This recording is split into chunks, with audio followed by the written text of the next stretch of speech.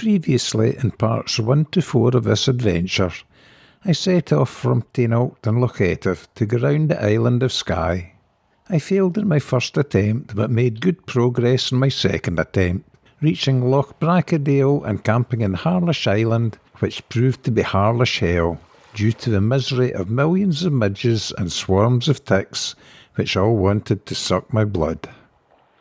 I had a sleepless night checking every new body itch to see if another tick had attached itself to me.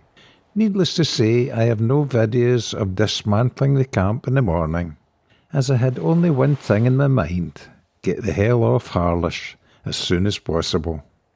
It was an early start, an hour before high water, as I was timing the headlands of Nice Point, Waternish Point and Rubahoonish, where strong tides flow, and I was wanting slack water. We hurriedly threw all our gear into the boats, then packed it properly while sitting offshore away from the bloodsuckers of Harlash. While Gordon pulled the last of the ticks off his dogs, I had a quick gawk at this phallic symbol opposite the sandy bay we camped in. At least we had a lovely calm morning for rounding the exposed and often rough waters of the Minch off the north coast of Skye. The mighty Coolin Mountains looked magnificent with the long ridge clear of clouds. Not long later we were underway heading for open sea to see the most scenic coastline of Skye. In the distance the islands of Rum and Canna faded to blue across the smooth grey sea, and I was heading for the headland to the north of Loch Bracadale to admire the double natural arch that Mother Nature had created. I know this part of the coast like the back of my hand, so know exactly how close I can get to these natural objects of art without fear of hitting my propeller on underwater rock.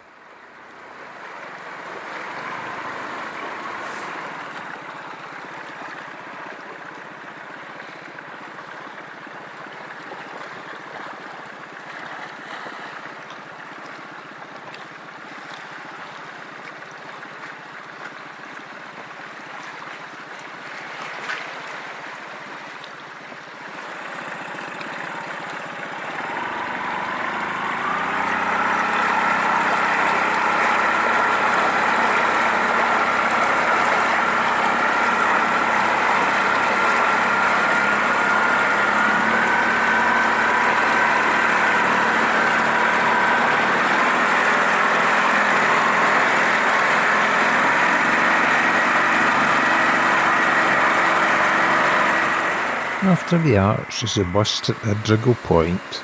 He knows how many times I have passed, and I'm sure he winked and gave me the thumbs up this time round, a bit like meeting an old and familiar friend. The next bay has many caves, including a large one which I'm certain is home for a sea devil. I explored them all at my small F-rib 3 or 4 years ago and have a video series called Idrigal to Nice Point on this channel, if anybody wants to see this section of the coast in closer detail. The next features to come into view are MacLeod's Maidens, 3 impressive rock stacks. Gordon and his boat give a sense of scale to the size of the stone stacks. Legend tells us that they are the wife and 2 daughters of a 14th century MacLeod chief who were drowned when shipwrecked while returning to Dunvegan and Skye, and now immortalised forever in stone. The tallest one, the mother, is over 200 feet in height, and they are certainly an impressive sight to see from the sea. We feel very small and insignificant at their feet, and we know it's not a place to be in a windy day, as once again there is nowhere to land within miles. We are at a never-ending line of cliffs.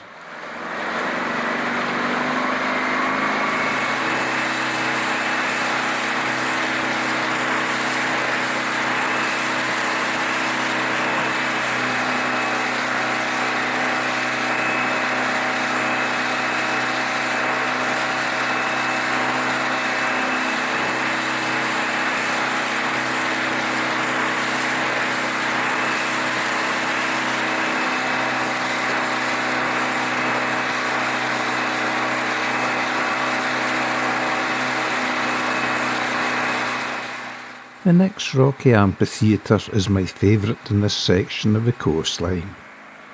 Vertical cliffs, pinnacles and sea stacks, arches and tumbling waterfalls all make for a fantastic scene. The solid walls reverberate and echo the noise of the seabirds, swell breaking in rock and the throbbing of their outboard engines.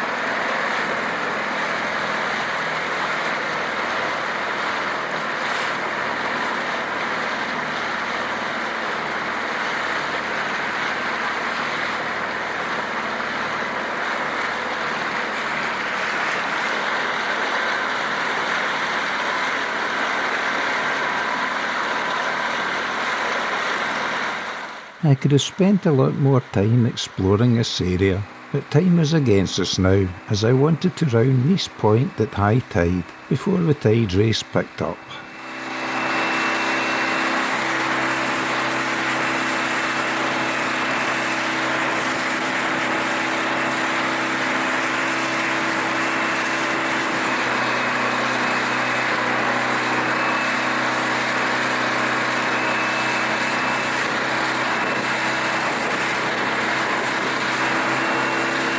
Borgo Bay is one of the few places to land if required, but still a long walk to the nearest road. Although Skye is oversaturated with tourists in August, very few people venture along the cliff tops, and we have not seen another boat in the area, which is what attracts me to the Skye coastline.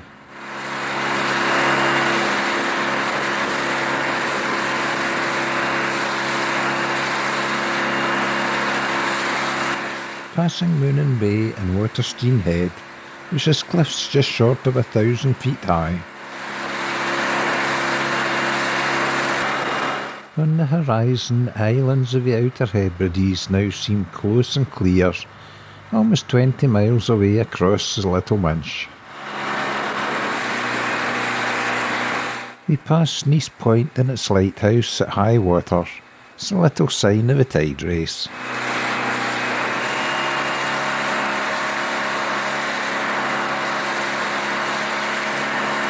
The never-ending wall of impenetrable sea cliffs continue, as do the faraway islands of the Outer Hebrides.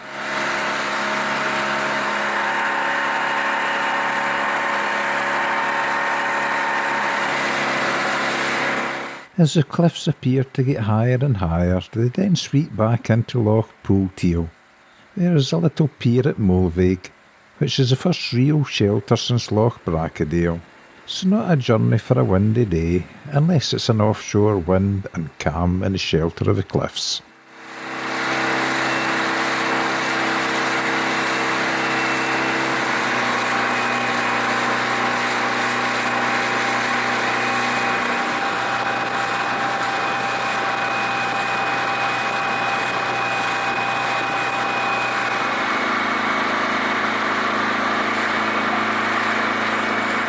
After Loch Bracadale, we now round Undoubtably Head, which is cliffs just over 1,000 feet high and the tallest sea cliffs in Skye.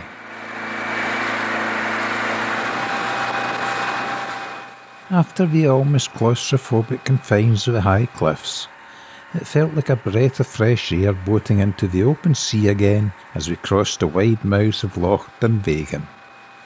What delighted us even more was the flat, calm seas as we started our traverse round the exposed northern parts of Skye.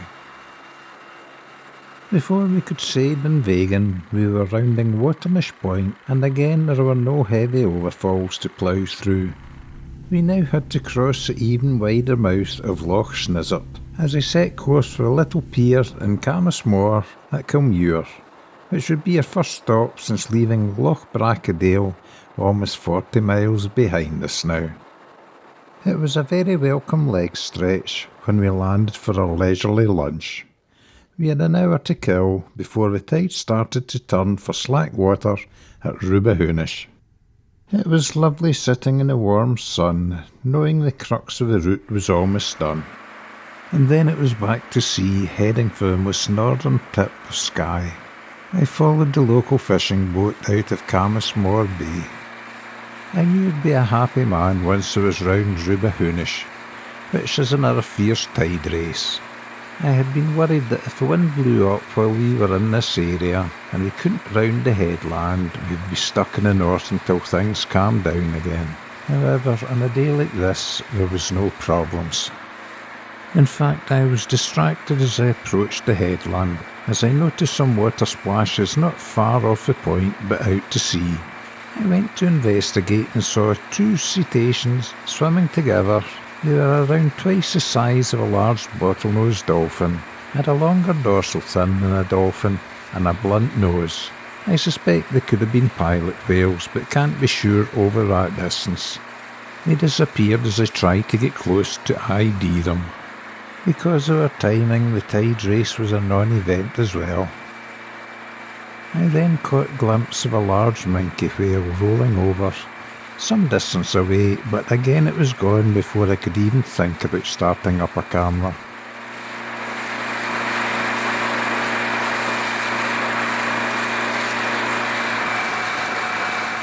Once round Rubahoonish, the most northerly point in Skye, I felt it was downhill all the way home, as we now headed south along the eastern coast of Skye, which is every bit as scenic as its western coast. It doesn't feel so remote, exposed or intimidating as the west coast, perhaps because the cliffs are not so high, and perhaps because there are places to land every so often.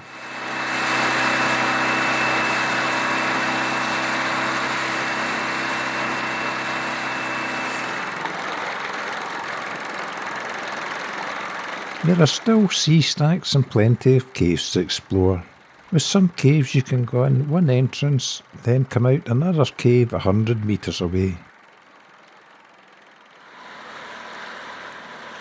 I thought I had filmed such an example, but when I reviewed the footage found I hadn't recorded it, so this clip is taken when I went through it in my F-rib from several years ago.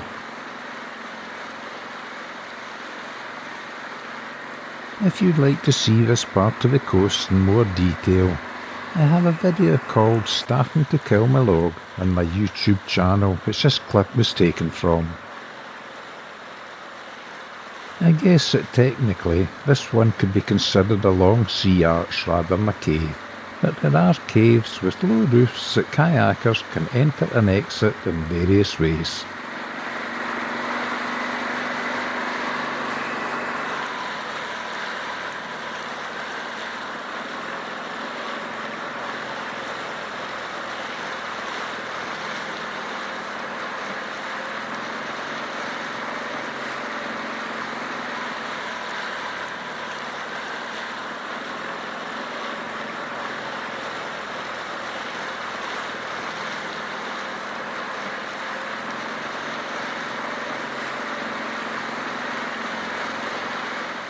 Back to my round of Skye, and once past these 2 sea stacks, the make-up of the cliffs and rocks is quite different.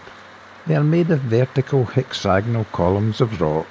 I am no geologist, but I have read it happens when the cliffs were first formed. Red-hot molten lava, when it hits the sea and cold, forms these shapes. A couple of walkers on the cliff top add some scale to the scene. Fingal's Cave in the island of Staffa and the Giant's Causeway in Northern Ireland are more famous places where this occurred, but in my opinion this area is a better example of it happening. But as you need a boat, few people see it, so it's not as well known.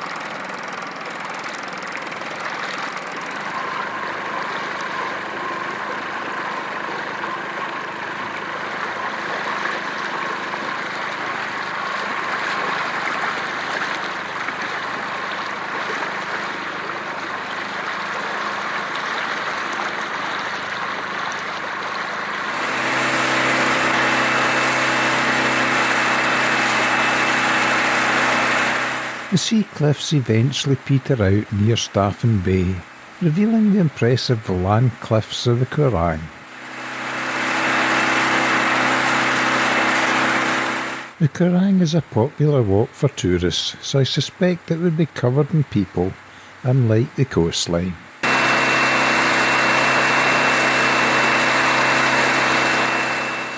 Across the waters, the hilltops of Torridon are hidden by even higher clouds. Arriving at Staffin Beach, I'm reminded that there are still a lot of people around. Some swimming, and I presume some searching for the dinosaur footprints embedded in the rocks. I pass them by on my way to Portree, knowing it is about to see a lot more people from afar. Rounding the next headland, which is known as Kilt Rock because of its colourful patterns, I could now make out Skye's most famous waterfall tumbling over the cliffs. And of course there was lots of people looking at it. And looking backwards, I can understand why. Around the next headland, which is called Brothers Point, the majestic shape of the Stour comes into view, with its distinctive obelisk called the Old Man of Stour, which stands almost 200 feet high. Before the Stour is Invertote, where the remains of a diatomite processing plant still stands. The diatomite was quarried in the hills above the Alt and brought here by a narrow-gauge tramway, where it was dried, powdered and calcined before being shipped to the mainland. Diatomite was used to make matches and paints, among many other things. It was also mixed with nitroglycerine to make dynamite. So there is still plenty to hold interest and to see on the eastern side of Skye.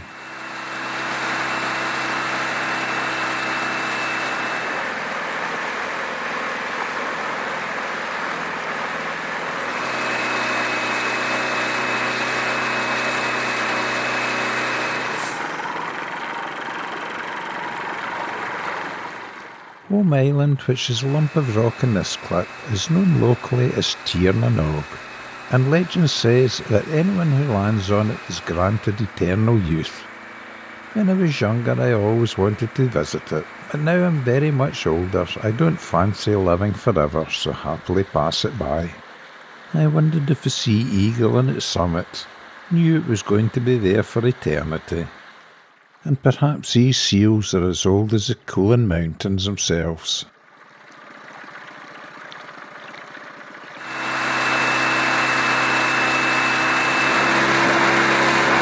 I didn't hang around though, as it had been a long day covering around 70 miles, and I was looking forward to setting up camp on another one of Skye's rare sandy shores.